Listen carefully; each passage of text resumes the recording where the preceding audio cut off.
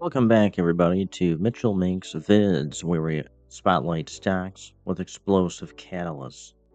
I'm Mitchell, and today we're covering Hycroft Mining Holding Corporation, ticker HYMC, a development stage gold and silver company advancing the massive Hycroft mine in Nevada, one of the world's largest precious metals deposits.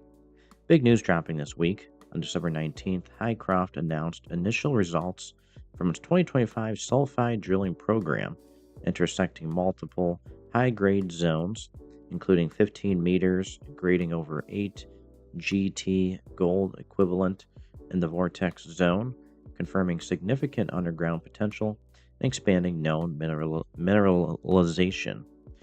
The market went wild. Shares rocketed over 65% intraday on December 20th, hitting highs near $4.20, with volume topping 50 million shares, extending the recent rally amid strong gold prices above 2,700.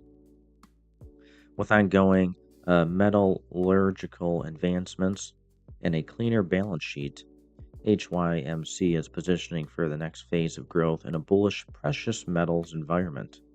Is this the spark for sustained momentum? Share your thoughts below.